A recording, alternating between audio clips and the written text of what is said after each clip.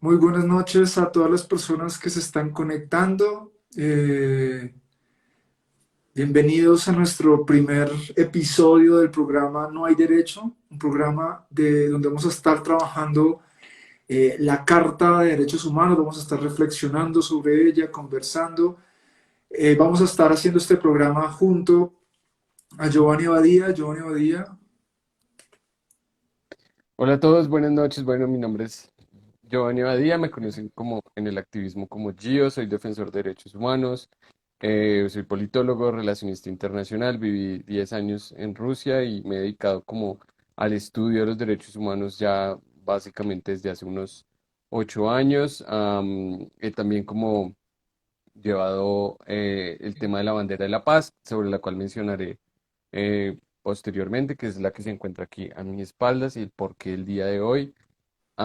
También, bueno, digamos que he estado muy metido en el tema de la defensa de los derechos humanos desde hace un buen tiempo, primero como a un término general desde el movimiento social y últimamente bastante enfocado en todo lo que tiene que ver con las sexodiversidades y con las cuestiones de género.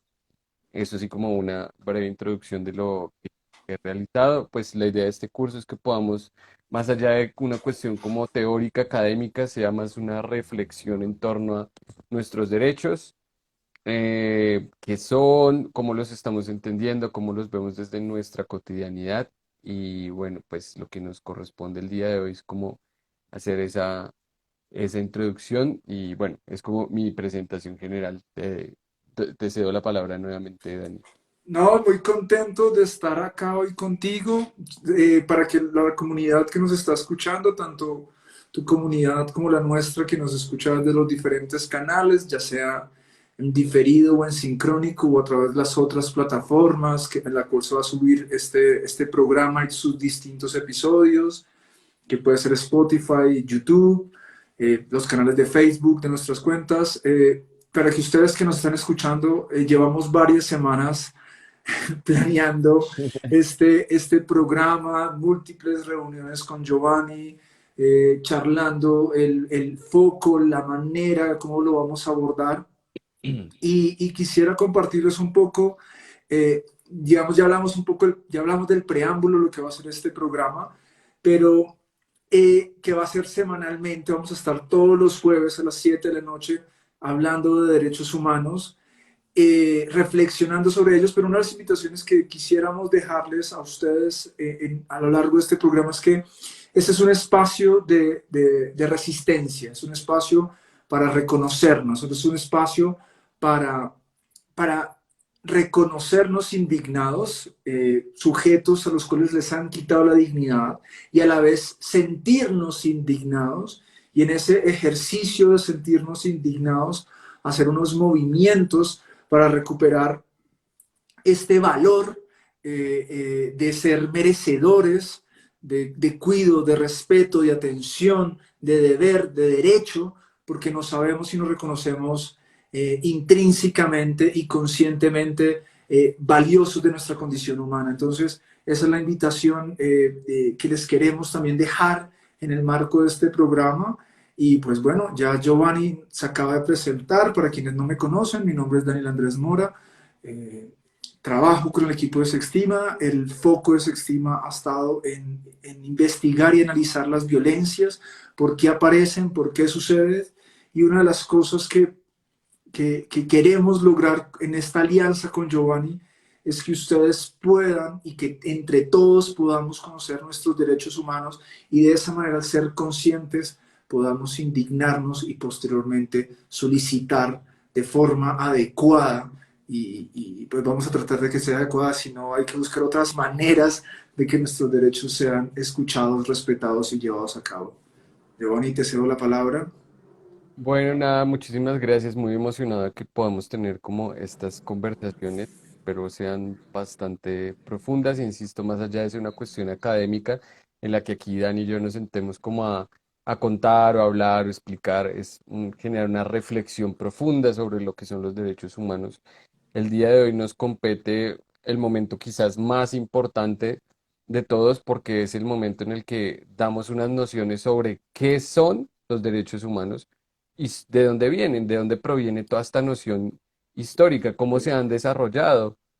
Y va a ser muy sorprendente lo que vamos a tratar el día de hoy, porque tal vez son cosas que no esperábamos o que no entendíamos, ah, lo profundo que puede llegar a ser el tema de los derechos humanos, lo coyuntural que son dentro de la misma historia y el desarrollo de la misma humanidad, y cómo esto está tan profundamente ligado con lo social, con lo político, con la construcción de lo que es el sujeto social, de lo que es el mismo Estado-nación y de todos estos conceptos y en los cuales nosotros estamos inmersos y no somos aún conscientes. Ahorita que hablas de la historia de los derechos humanos, Giovanni, eh, una de las cosas que para mí fue muy sorprendente cuando comencé a profundizar y a empaparme en los derechos humanos fue conocer este tema de su historia, o sea, que muchas veces los damos como por sentados, que ya sucedieron, nos lleguen a nosotros, pero llegar a la construcción, a esta carta que aparece en el, si me recuerdas, es el 47, el 48, 1948, la Declaración Universal de los Derechos o Humanos. sea, para llegar a ese lugar, a ese consenso, o sea, lo que tuvimos que pasar como humanidad, como especie humana, ha sido un trabajo bien exigente y pues nada, aquí sí te entrego la palabra para que nos cuentes un poco más qué hay detrás de todo esto. Bueno, nada, yo empezaré como con unas definiciones de qué son, unas definiciones que están como un poco en el papel, un poco ladrilludas, por decirlo así, que son como las definiciones oficiales que existen sobre los derechos humanos. Am, y voy a también empezar como a esbozar unos enfoques, porque al ser un tema tan amplio, la idea es que podamos como tener al menos como unos márgenes que nos permitan como dar una conducción a lo que estamos hablando. Siento que de las ciencias humanas que pueden estar más adecuadas para el análisis de los derechos humanos se encuentran las relaciones internacionales y desde ahí podríamos tener dos enfoques. Un enfoque es el enfoque idealista y el otro es el enfoque materialista o realista. Ya vamos a empezar a desglosar todo Súper, esto. súper. Entonces, en una primera medida, ¿qué entendemos desde las definiciones jurídicas técnicas qué son los derechos humanos? Nos hablan de los derechos humanos como normas que reconocen y protegen la dignidad de todos los seres humanos. Estos derechos rigen la manera en la cual los individuos viven en sociedad y se relacionan entre sí, al igual que su relación con el Estado y las obligaciones que los estados tienen con respecto a sus ciudadanos.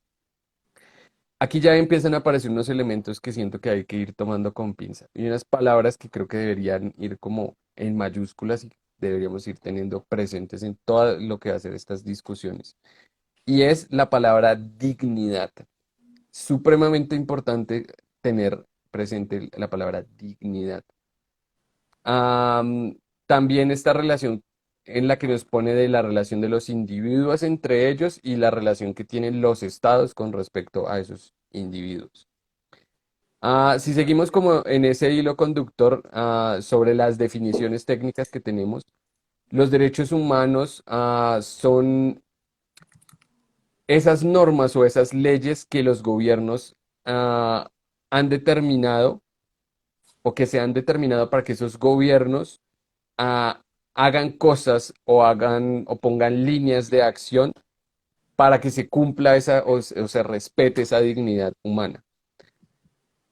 También aquí hay que aclarar que las personas tienen una responsabilidad, ¿no? Con esos derechos. Acá somos garantes de esos derechos, pero al mismo tiempo somos merecedores de esos derechos.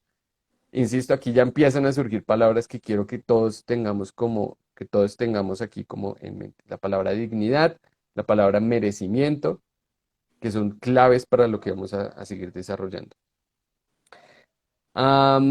A grandes rasgos, digamos que los derechos humanos son facultades inherentes a las personas, irrevocables, inalienables, intransmisibles, irrenunciables, son principios universales. Y aquí esta palabra universal también es supremamente necesaria tenerla en cuenta. Porque aquí ya nos empiezan a hablar de unas nociones muy generales de lo que es el ser humano, de que todos al hablar de universalidad, tenemos que entender que aquí nos están hablando de igualdad, de que todos los seres humanos, indispensablemente del lugar donde estemos, de la forma en la que hayamos nacido, de nuestra condición étnica, racial, política, etcétera, todos los seres humanos somos iguales. Y ya entraría como a ver los enfoques que mencioné ahorita, porque hablar de derechos humanos nos lleva a la misma, a la historia de lo que ha sido la humanidad en su búsqueda de organizarse, en su búsqueda de entenderse. Están estos dos enfoques del el enfoque idealista y el enfoque realista. El enfoque idealista nos lleva mucho a esa concepción de Rousseau, la que plantea que el hombre nace bueno y la sociedad lo corrompe. Un enfoque en la que la humanidad ha estado buscando a través de su historia poder vivir como hermanos, poder reconocerse los unos a los otros de forma tranquila, pacífica, entendiendo que todos los seres humanos son iguales, reconociendo muy desde como las ancestralidades, retomaría esta palabra o este saludo que tenían los mayas de In Lakesh Alaken, que es como yo soy tú y tú soy yo, o sea, ese reconocimiento de que el otro es igual a mí, esa visión de que todos los hombres son iguales se ha antepuesto ante la visión realista que es el otro enfoque. Y es muy del enfoque de lo que planteaba Hobbes respecto a que el hombre es lobo para el hombre, en que siempre ha habido un grupo de personas que se ha sentido superior a otras y ha buscado a través de esas diferencias sobreponerse y reducir a los otros. Y si eso lo proyectamos a lo largo de la historia, ha sido el gran ir y devenir de la humanidad. Ha sido la búsqueda constante de la paz y de la armonía versus la guerra, versus la violencia, versus el egocentrismo absoluto. Y es esos dos enfoques que han estado como marcando toda la historia de lo que viene a ser el desarrollo de esos derechos humanos. No sé si hasta lo que he mencionado, Dani, quisieras como ir agregando algunos elementos. Me parece, gracias, no, digamos que quisiera, o sea, te sigo, estoy contigo, quisiera hacer un aporte frente a la palabra dignidad, que nos la marcaste como un lugar de observación y quisiera remitirme un poco a qué hay detrás de esta palabra dignidad. Un poco cuando nos remitimos a la RAE, nos informa que la dignidad es la cualidad de valor de una persona, ¿cierto? Es una persona que se merece respeto, que se comporta con responsabilidad, seriedad y con respeto hacia sí mismo y hacia los demás, ¿cierto? Y no permite humillación o degradación. Entonces, acá vuelven y aparecen un grupo de palabras que tú también habías mencionado previamente: valor, merecimiento, responsabilidad, deber, que están muy relacionados con la palabra dignidad, que es algo, y acá alguien nos preguntó hace un momento, y bueno, ¿y por qué estamos hablando de esto? Estamos hablando de esto justamente porque en el desconocer aquellas cosas a las que tenemos derecho y debemos, me encanta como tú lo dices, hacernos garantes, tenemos una responsabilidad. Si no conocemos a lo que tenemos derecho y lo que tenemos que hacernos garantes, responsables de cuidar, atender y sostener, pues va a ser muy difícil que podamos dirigir nuestra voluntad, nuestra atención hacia estos nortes porque los ignoramos. Entonces, es por eso que estamos hablando de estos temas, para que tener otros espacios. Sé que hay múltiples espacios trabajando, luchando por esto. Nosotros también queremos sumar este espacio de difusión, este espacio de reflexión, para que a través de estos espacios de influencia, ustedes, nosotros y muchas más personas tengan acceso a estos espacios de información y reflexión. Giovanni. Muy de acuerdo con lo que estás diciendo, Dani. Muchísimas gracias por esas apreciaciones, porque remarco el tema de la dignidad, porque es que va a ser la lucha de todos de la lucha de los derechos humanos es una lucha básicamente por la lucha de la dignidad. Y estas dos posturas, más allá de ser académicos o de abordes que nos permiten como entender em, los derechos humanos, o sea, el idealismo versus el realismo, son realidades, realidades que se están confrontando constantemente y que lo han hecho a lo largo de la historia. Porque desde ese enfoque realista también han habido posiciones de, de seres, de grupos que se han construido desde una superioridad, desde una desde un sentir no más que es como esa deformación de lo que es la dignidad y esa exacerbación de lo que es la dignidad y de lo que es la autoimportancia, a tal punto de llegar a ponerse por encima de otros. Y cada vez que eso ocurre, es cada vez que se generan estos grandes problemas o se han generado estos grandes problemas a lo largo de la historia, es cada vez que pasa esto es cuando empiezan las guerras, los conflictos, cuando empiezan como toda esta subyugación de algunos pueblos y algunos... Cuando hay este grupo de alas o sujetos o grupos de interés que se reconocen como sujetos de derecho, pero tú no tienes derecho. Yo sí, pero tú no. Y es esa expropiación de, egoísta del derecho de los otros seres humanos que ha hecho que mucha área de la población no, no se le reconozca digna de estos derechos humanos. Y ahí es cuando fallamos nosotros como garantes de estos derechos humanos para nosotros mismos y la comunidad. Y me gusta mucho cómo puedes repetir este vocablo indígena que hablaste hace un poco. Ok, sí. Es In Lakesh Alaken. In Lakesh Alakel, Ajá. Es que es, como yo soy tú y tú soy yo. O sea, uno decía yo soy tú y el otro respondía, ah, a ver, respondía exactamente lo mismo. O sea, como reconocía en el otro que era él. O sea, como un reflejo. Reconocía su principio y su dignidad como un otro igual. y esto lo he visto en muchos espacios y se estima, citando un poco a una colega nuestra que es Alba Centauri, en una conversación con ella tuvimos, y Alba nos decía, es que el día que nosotros reconozcamos que el bienestar del otro es mi bienestar, este día la sacamos del estadio. Entonces, eh, eh, creo que aquí hay un trabajo de conciencia, un trabajo de reconocimiento. Voy a leer un poquito acá una pregunta que nos están dejando, pero David ¿será que se llama. realmente Ajá. tenemos esta naturaleza? ¿Por qué sobreponerse sobre el otro? ¿Por qué la búsqueda de superioridad? Bueno, esa pregunta que nos hace, ¿qué putas hago aquí?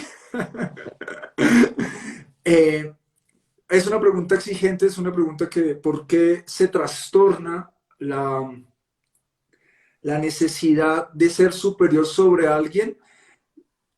¿Te parece si lo tocamos en otro espacio? Dejamos esa pregunta ahí que creo que es importante, pero hoy quisiera, porque es un tema ya psicológico que tú y yo hemos hablado en muchos espacios íntimos, pero creo que se nos podría ir bastante tiempito hablando de por qué se trastoca la psique de un sujeto para deber y sentir que debe extraer, ponerse en un lugar de superioridad y poner en un lugar de inferioridad al otro. Esta sociopatía que se genera cuando algunas necesidades humanas no son resueltas. Entonces, pero quisiera volverte a ti la palabra y que nos sigas contando este preámbulo de los derechos humanos que está súper interesante.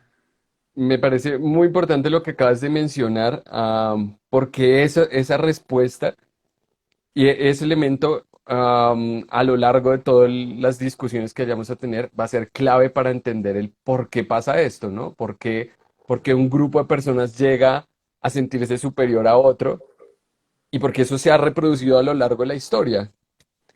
Entonces aquí tenemos dos principios que pondría como en la época antigua, como de una parte la cosmopolitalidad, que es esa concepción de el hombre universal o del ser universal, de que el ser pertenece al mundo, a todas partes, versus lo que se considera como la barbaridad, ¿no? A lo largo de la historia, algunos grupos siempre han habido como un grupo señalando a otro como del bárbaro, del distinto, del que tiene unas costumbres que no solamente son diferentes, sino que además son negativas. Y además que no solamente son negativas, sino que tiene que haber un distanciamiento. Y aparte de ese distanciamiento, si puedo reducir a ese grupo y si lo puedo someter y si lo puedo acabar o reducir a un punto en el que Ush. esté completamente indefenso, pues más voy a enmarcar mi propia superioridad y más voy a ser como garante de derechos, por decirlo así. Entonces, entrando ya como a estos principios, porque son los que nos van a marcar como el desarrollo histórico, mm, el ser humano también ha buscado formas de poder organizarse, de poder entenderse.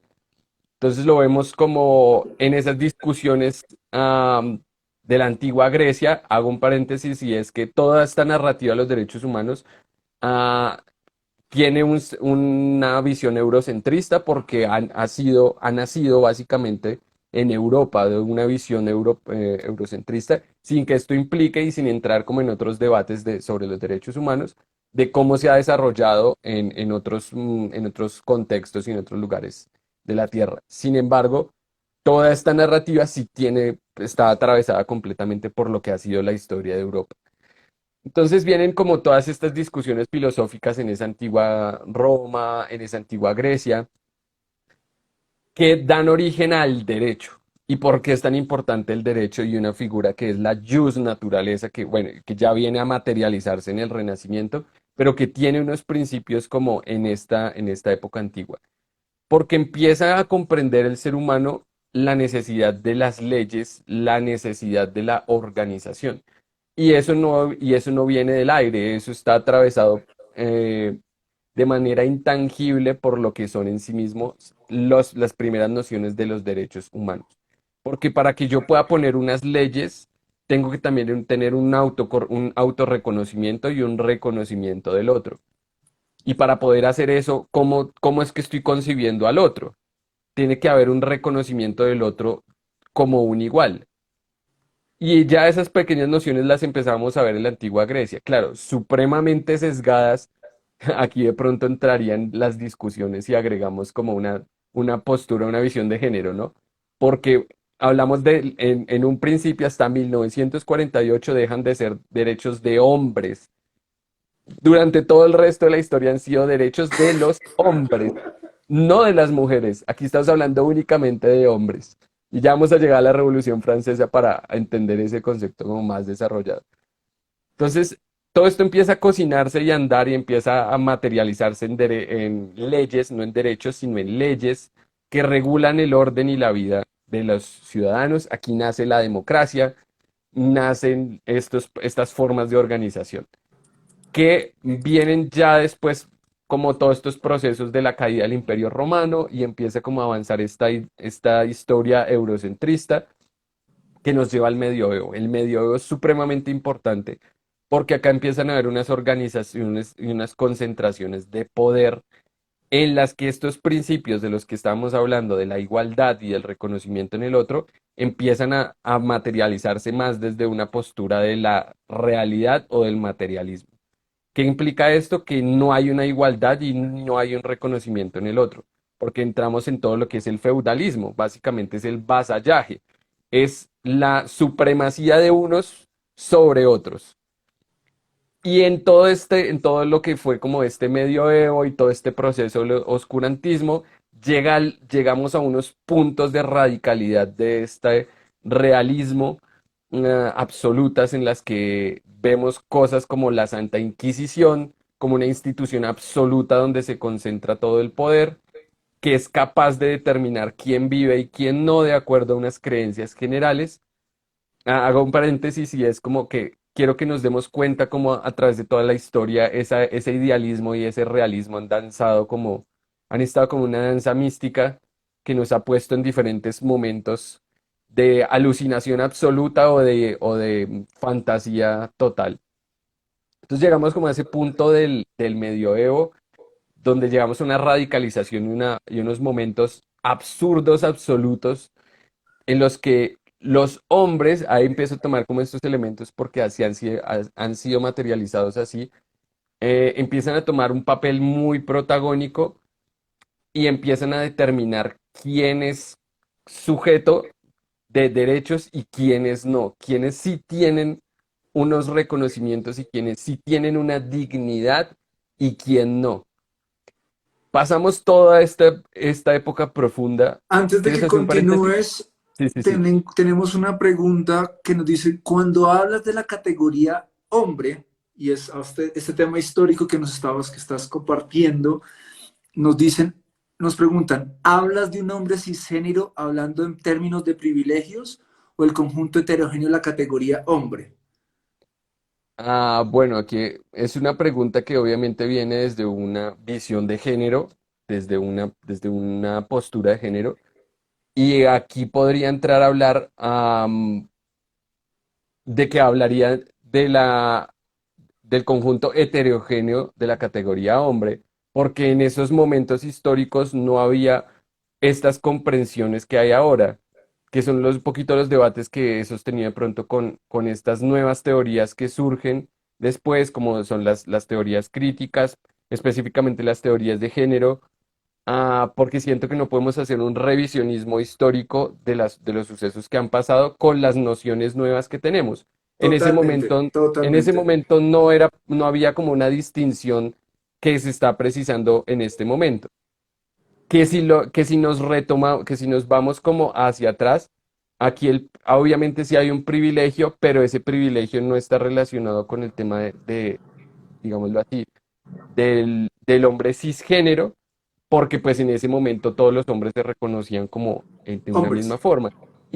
Hombres, y al ser esta una historia eurocentrista, no puede haber una distinción del hombre blanco porque todos los hombres eran blancos en esa concepción eurocentrista.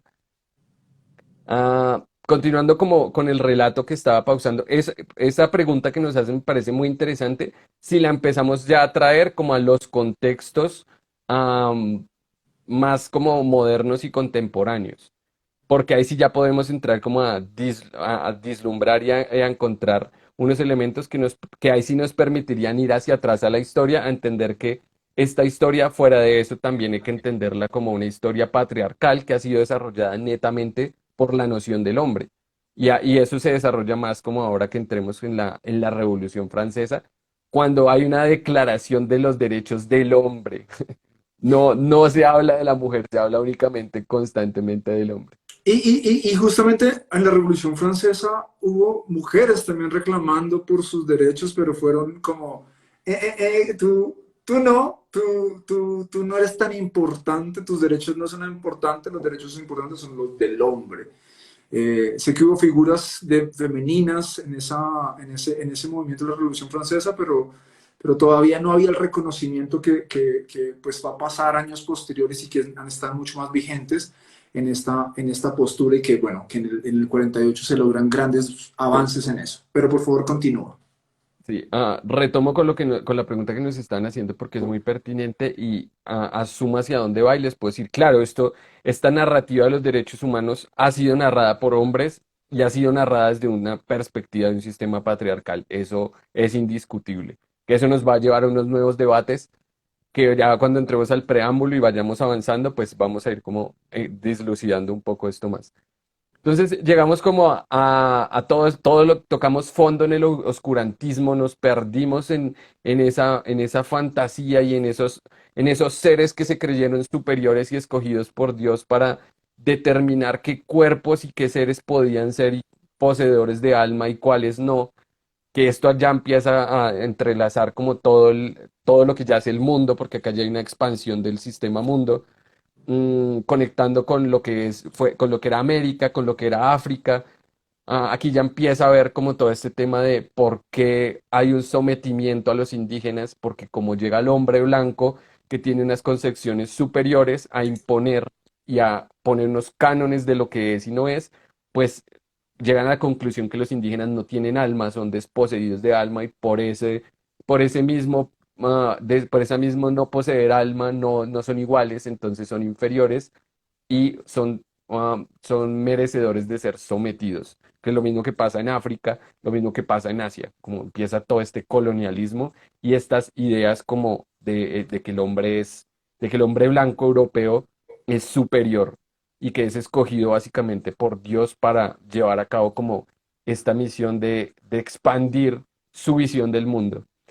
Ahorita Ah, que estabas hablando de esta visión del mundo, hace un par de semanas y mientras estabas hablando me acordé y por eso me ven mirando hacia este lado, estoy tratando de encontrar a un periodista que nos cuenta, si no se los digo hoy, si no se los encuentro hoy, se los dejo para el próximo episodio, para que lo puedan ver, la charla de un periodista que ubica cronológicamente en qué momento se hace un movimiento de superioridad desde Europa hacia los africanos, como una disminución, de manera que, y esto parece en un momento particular de la historia, no tengo las fechas, quiero revisarlo porque me parece importante ver ese video anexo, lo que estamos compartiendo, y era una manera de legitimar la explotación porque Portugal estaba teniendo unos problemas económicos súper fuertes y necesitaba hacer unas invasiones a África y crean unas narrativas en Europa de desvalorización del africano,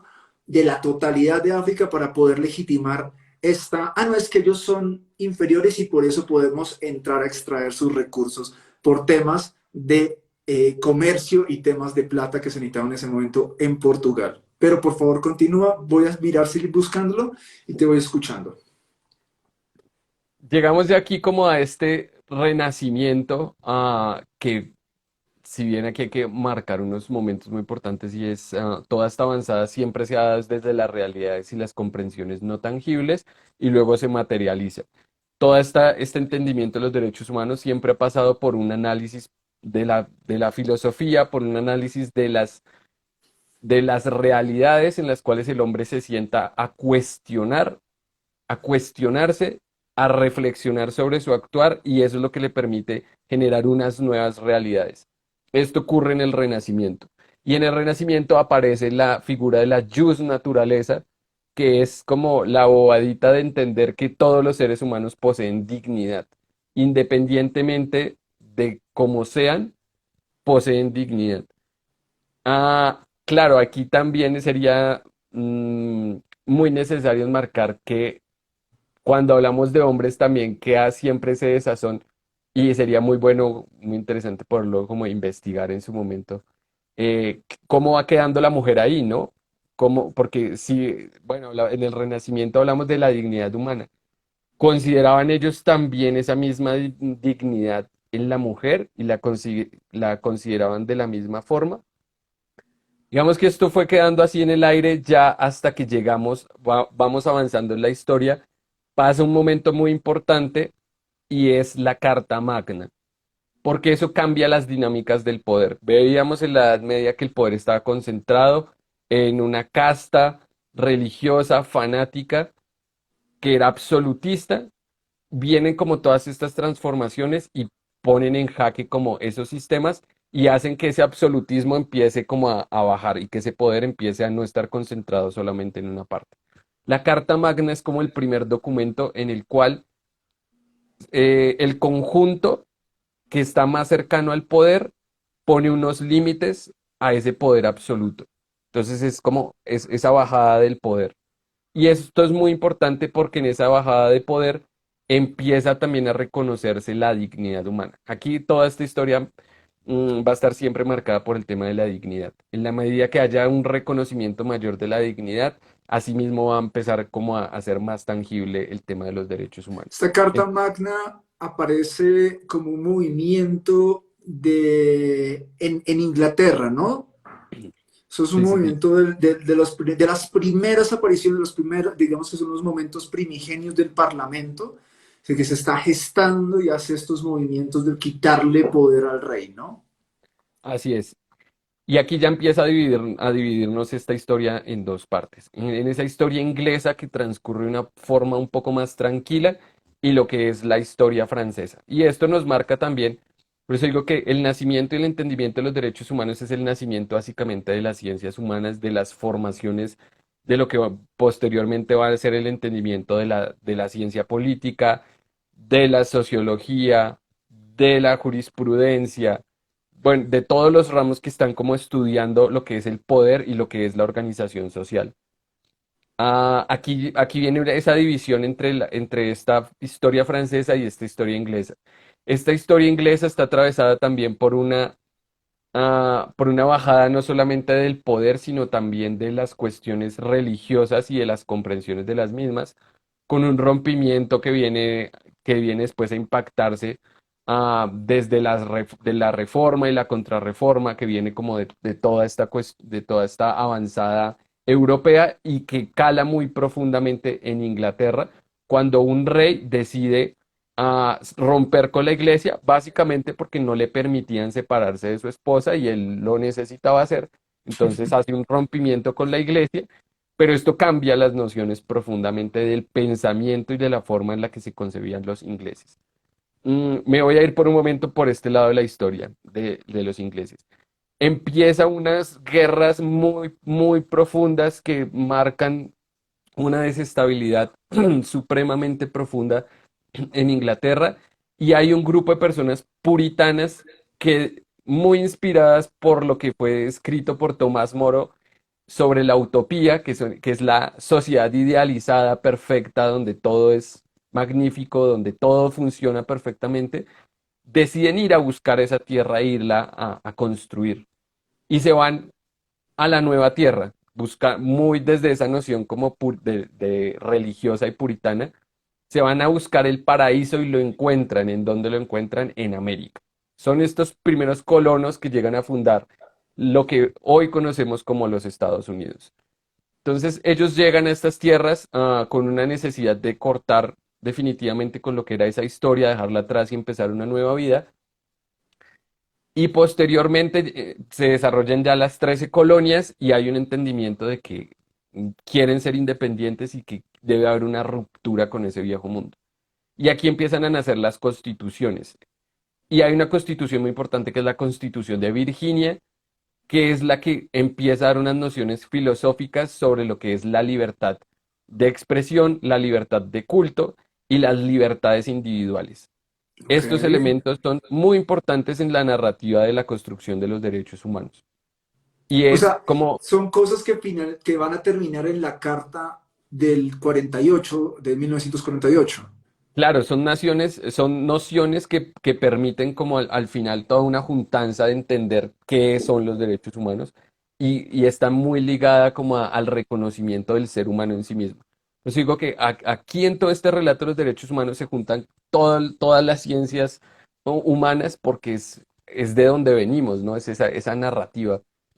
Ah, esa es como la parte inglesa. Ahora retomamos la parte francesa, que es muy importante, porque de esta parte, de esta separación de esta parte inglesa, viene pues, eso, el reconocimiento de las libertades individuales, de la libertad de culto y el entendimiento de que cada ser tiene una propia libertad y una noción de una conciencia propia. Ahora viene la parte más interesante, que es la parte francesa y es la parte más álgida, porque en Francia empieza todo un movimiento que si bien ese poder ya venía bajando, ya estaba como en unos círculos un poco más amplios, se llega al preámbulo de lo que es la Revolución Francesa, cuando están los tres estados, ¿no? Está el rey, está el clérigo y toda esta nobleza, y abajo pues está el pueblo llano. Sin embargo, aquí hay como también unas intenciones porque viene todo el proceso de la ilustración, viene todas las ideas de Voltaire y todo lo que fue como esas nociones que pusieron a cuestionar nuevamente al hombre filosóficamente y lo hacen entender que es poseedor de esa dignidad, lo empoderan de esa dignidad, que es por eso digo en el relato que la dignidad es supremamente clave, porque cuando tiene esa noción de que es digno y merecedor de reconocimiento, Respeto, de de respeto, reconocimiento. de igualdad, que son los tres pilares que plantearon: fraternidad, libertad, igualdad y se me olvidan los tres principios que están como presentes, que aún al sol de hoy están enmarcados como es el lema de Francia. Son estos tres principios de fraternidad. Si me permiten aquí un momento, Pero te lo repito, son libertad, igualdad, fraternidad. libertad, igualdad y fraternidad, que son estos principios fundamentales. En base a estos principios empieza una avanzada sobre la cual empiezan a quitar esa concentración de poder que venía bajando, lo vuelven a subir hasta la figura de Luis XV, cuando pronuncia una frase célebre que necesitaba ese movimiento de ilustración que fuera pronunciada, y es cuando él dice, el Estado soy yo, que es la concentración absoluta de poder y que en el relato de Diana Uribe es como lo supremamente peligroso que todo el poder esté concentrado en alguien más que dice que hace la voluntad de Dios. Porque, como lo decía ella muy eufemísticamente, qué bueno cuando el rey amanece de buenas pulgas, pero ¿qué va a pasar el día que amanezca de malas pulgas? Pues se va a llevar al que sea por delante. Cuando ocurre eso, ya toda esta intención de la ilustración está consumada y el siguiente paso ya es ir por ese poder. Empieza el suceso tan importante de lo que fue la toma de la Bastilla y ese tercer estado que se reúne en el lugar donde jugaban badminton y los nobles a consolidar lo que viene a ser el primer parlamento y lo que viene a ser la división de poderes, y ya luego se consuma toda la Revolución Francesa con un hecho crucial para la historia de la humanidad, que es la Declaración de los Derechos del Hombre. Ahí ya, ese ya es como el nacimiento como tal, o un punto muy importante de los derechos humanos, porque ese es el primer ladrillo o el primer preámbulo o la primera forma sobre la cual se va a construir esa noción de derechos humanos.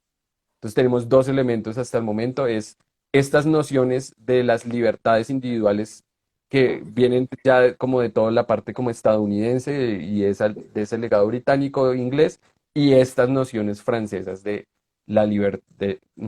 A que quisiera hacer una invitación porque, y quienes tengan la oportunidad, quienes tengan el chance, eh, entren a Spotify, vayan al canal de una historiadora colombiana muy importante que es Diana Uribe. Y Diana Uribe tiene un grupo de episodios donde nos cuenta todos los elementos que surgieron y por cuáles apareció la Revolución Francesa. Este tema del rey teniendo en Marsella sus grandes fiestas y el pueblo muriéndose de enfermedades, con el lago aquí llenando, pululando de malaria, de enfermedades, de un montón de cosas, el pueblo muriéndose y ellos allá disfrutando, y es cuando empieza a pasar toda una serie de movimientos que nos tomaría mucho tiempo explicar en este preámbulo. Entonces los invitamos a que por favor vayan a ese grupo de episodios de la Revolución Francesa, se llaman así, Revolución Francesa, están narrados por Diana Uribe. Es una historia asombrosa, es impresionante, nos va a ayudar a reflexionar un montón de cosas y nos va a contar un poco esto que nos está compartiendo Giovanni, que es este momento donde se concentra el nacimiento de los derechos del hombre. Van a pasar un par de cosas más años después para que podamos llegar a los derechos humanos, pero por favor continúa. Bueno, sí, aquí David mencionaba algo que quiero citar, porque aquí sí ya empiezan a notarse y a entrar esto. Cuando asesinan a Olympe de Gouges, no sé cómo se pronuncia, perdón, y con ella los derechos de las mujeres, ella los cuestionaba, decía, hombre, hombre, ¿eres capaz de ser justo? Una mujer te hace esa pregunta. Y claro, acá lo otro que mencionaba David sobre todo lo que tiene que ver con pues las personas esclavas. Claro, aquí ya empieza a marcarse más la narrativa de que los derechos han sido construidos ya son por personas blancas que en algún momento vuelven a tomar los privilegios, porque aquí, por eso insistía, esta ha sido la historia de la humanidad, ha sido una danza entre el idealismo y el realismo, entre esa capacidad del ser humano de poder conectar con lo más bello, con lo más sublime, con lo más deseable para todos, versus sus pasiones, versus sus sombras, sus demonios, sus necesidades insatisfechas, sus sus maquinaciones de poder y de realizar a cabo sus planes y de poder ponerse en en una posición superior.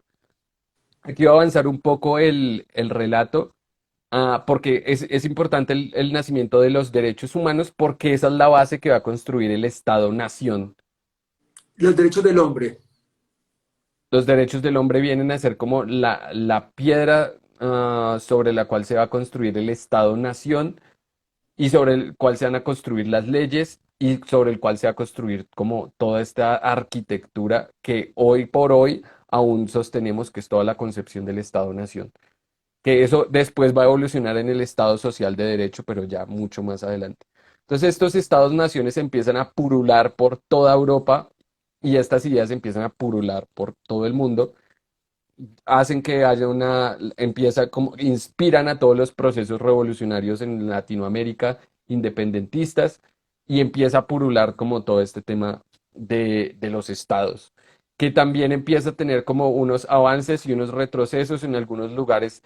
Si ya venían como en la expansión de los imperios, empiezan a consolidar los proyectos imperialistas de los estados y en otros empiezan ya más a avanzar hacia a los temas de las ideologías, ya como tocando lo que es el siglo, el finales del siglo XIX y entrando en el siglo XX, que sea la consolidación de los procesos de las democracias, de los fascismos, del comunismo y de los diferentes ejes como ideológicos que meten, digamos, a la humanidad en un aprieto y es como una expansión máxima de todo esto y entramos ya a lo que es como los albores de la Primera Guerra Mundial.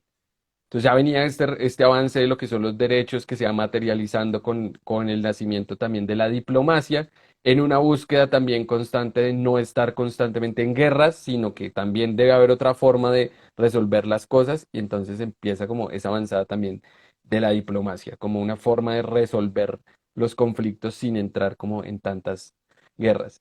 Entramos en la Primera Guerra Mundial, un accidente, porque básicamente fue así, por las mismas construcciones políticas que existían, un pequeño incidente en el país más insignificante de ese momento, donde menos nadie lo esperaba, jaló por los acuerdos políticos y los compromisos a otros países que jalaron a otras potencias y terminaron metiendo a la humanidad en una de las peores guerras, las más cruentas por la forma en la que se luchó, que fue la Primera Guerra Mundial, donde de pasar de matarse en caballos con sables y con con los cañones y de que la guerra era algo deseable, y lo vemos muy como en los relatos de León Tolstoy, que creo que sería clave para entender todo este tema de guerra y paz, donde llegaban estos señores con sus medallas a los bailes de salón, muy orgullosos de ser militares. Pasa esto a una carnicería sangrienta absoluta del gas amarillo, de la experimentación química, de experimentar a ver cómo es que nos vamos a matar de la peor forma con el otro, de los estancamientos Trincheras. en las trincheras, de llevar al ser humano a la perdición, a la locura, a la depravación, a la mutilación, de ver estas imágenes de los hombres que se van de los campos despidiéndose de sus mujeres muy orgullosos y que muchos no volvieron nunca o que muchos volvieron siendo ya ni siquiera seres humanos y empieza también a nacer como todo el tema de los problemas mentales y aquí de hecho empieza como todo el tema del estrés postraumático, empiezan a ser como las primeras nociones que se registran de lo que es el trauma en la guerra. Esto lleva...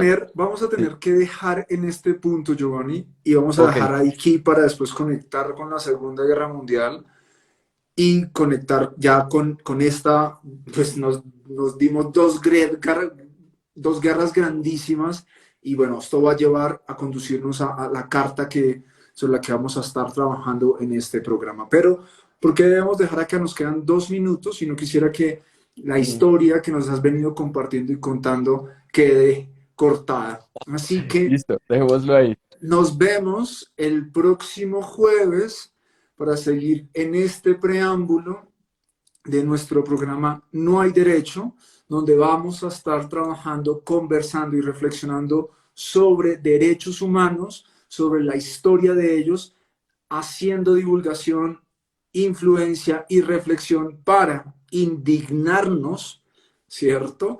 Reconocernos, primero que todo, reconocernos indignados, porque sí estamos pasando también por un momento de indignación donde somos sujetos arrebatados de nuestra dignidad y a la vez sentirnos indignados, ¿cierto? Sentirnos indignados para hacer un movimiento y en este movimiento de accionar podamos recuperar nuestro valor de ser merecedores de respeto, de cuidado, de deber y derecho, porque nos sabemos conscientemente e intrínsecamente pues merecedores de nuestra condición humana. Así que nos vemos el próximo jueves para seguir trabajando, para seguir escuchando. Muchísimas gracias, Giovanni. Qué episodio tan importante. Por favor, lo van a poder ver, lo van a poder escuchar en nuestros IGTVs y en nuestros Spotify de Sextima y en el YouTube de Sextima. ¿Y cuáles son tus canales, Giovanni? Si quieres dejámoslo ahí porque creo que ya se va a acabar el tiempo en mi cuenta y ahí lo seguiremos hilando. Así que Listo. chicos, muchísimas gracias, nos Un vemos, abrazo, nos vemos el próximo cuídense jueves a mucho. las 7 de la noche. Bueno. Chao, chao. Bendiciones.